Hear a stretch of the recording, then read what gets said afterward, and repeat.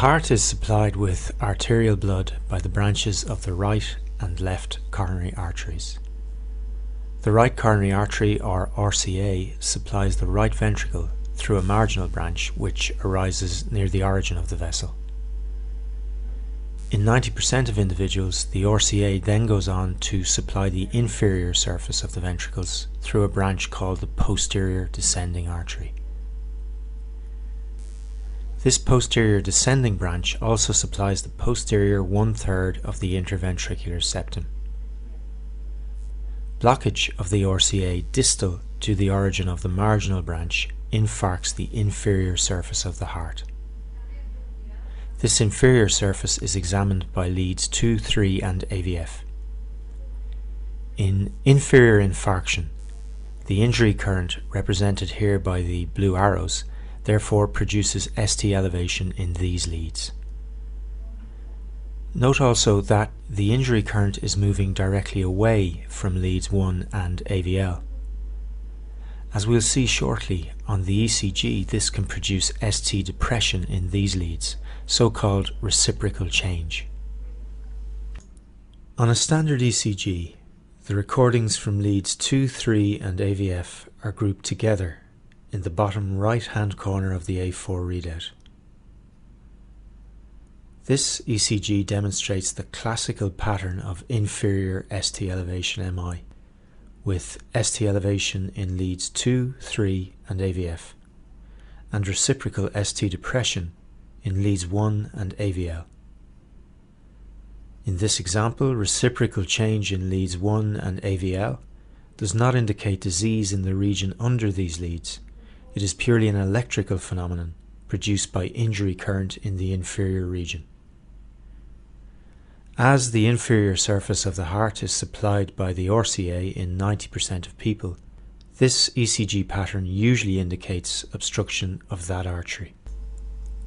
Blockage of the right coronary artery proximal to the origin of the marginal branch will result not only in infarction of the inferior surface of the ventricles, with ST elevation in leads 2, 3 and AVF, but also in extensive infarction of the anterior wall of the right ventricle.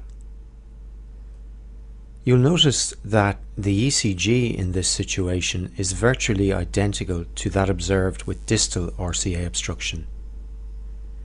In fact, the standard 12-lead ECG gives very little information about the free or anterior wall of the right ventricle. Even leads V1 and V2, which face this surface of the ventricle, are dominated by signal from the septum and may show little or no change in the presence of significant RV infarction. Determining the presence or absence of extensive right ventricular involvement in ST elevation MI is challenging, but is of great clinical importance. For those interested, we will discuss the diagnosis of ST elevation MI in ECG blind regions of the heart in the quiz section. The left coronary artery divides into two major branches, the left anterior descending artery and the left circumflex artery. The left anterior descending artery, or LAD, generally supplies the anterior surface of the ventricles and the anterior 2/3 of the interventricular septum through septal branches.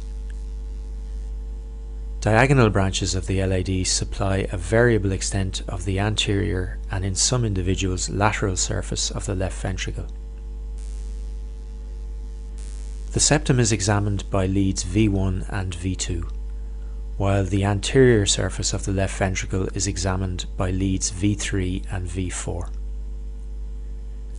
Proximal obstruction of the LAD will be associated with ST elevation in these leads and anterior MI.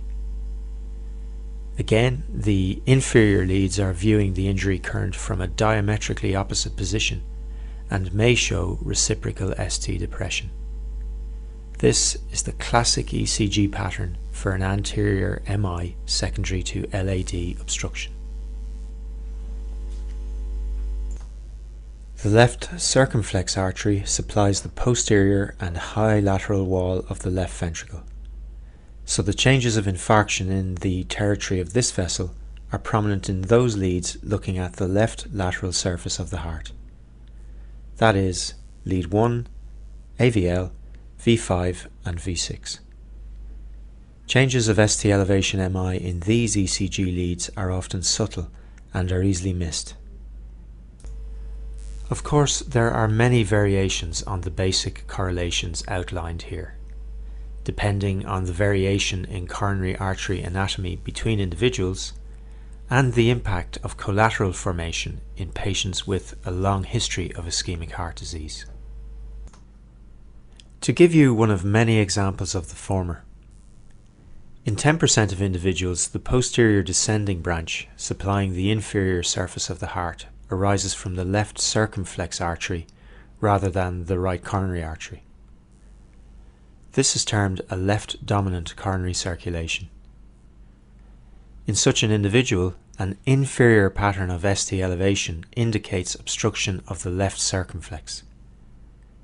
Equally, proximal obstruction of the circumflex in such an individual will produce ST elevation in both the inferior and lateral leads, and infralateral MI. The point is, in ST elevation MI, the leads in which ST elevation is present gives you a good guide to the anatomical location and extent of the infarction. The artery responsible for infarction of the territory affected can usually be inferred, but there are well recognized variations in supply between individuals.